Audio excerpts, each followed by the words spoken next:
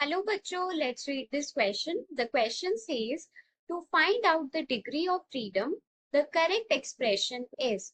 So यहाँ पर जो हमारे पास की concept use होगा, that is degree of freedom. That is degree of freedom. सो यहाँ पर हमको डिग्री ऑफ फ्रीडम का करेक्ट एक्सप्रेशन फाइंड आउट करना है. सो डिग्री ऑफ फ्रीडम निकालने के लिए सबसे पहले let us say that total degree of freedom of a molecule of a gas, degree of freedom of a gas is F. Now, if we talk about the formula, then we have two heat capacities. One is Cv and another is Cp. So, we know that the formula for Cp and Cv is equals to Fr by 2. Here, F is the degree of freedom, R is the universal gas constant, and Cp is Cv plus R. So Cv is Fr by 2 plus R. सो अगर हम इसको solve करेंगे तो R common आ जाएगा और हमारे पास Cp की value आ जाएगी R F by 2 plus 1. This is Cp.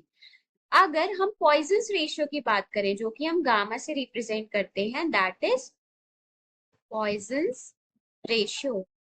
ये जो पॉइजन्स रेशियो होती है इसको हम बोलते हैं Cp upon Cv. So gamma जो होगा वो हमारे पास क्या होगा, वो होगा R into F by 2 plus 1 divided by Fr by 2. सो यहाँ से R हमारे पास कैंसिल आउट हो जाएगा. हमारे पास गामा की वैल्यू क्या बचेगी, गामा की वैल्यू बचेगी हमारे पास F by 2 plus 1 upon F by 2. सो अगर हम इसको सॉल्व करेंगे तो हम इसको लिख सकते हैं gamma into F by 2 will be equals to F by 2 plus 1.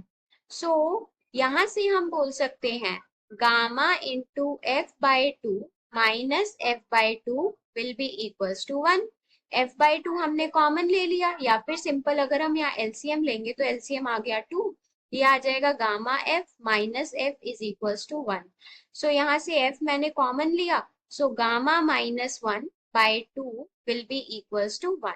So यहाँ से F की जो वैल्यू आ जाएगी, F की वैल्यू क्या आ जाएगी हमारे पास, F की वैल्यू आ जाएगी 2 divided by gamma minus 1. So यहाँ पे हमारे पास जो डिग्री ऑफ फ्रीडम का फॉर्मूला आया है वो आया है 2 divided by gamma minus 1. So यहाँ पे करेक्ट ऑप्शन क्या हो जाएगा, करेक्ट ऑप्शन हो जाएगा हमारे पास a option. So A option is right. Hope you understood it well. Best of luck.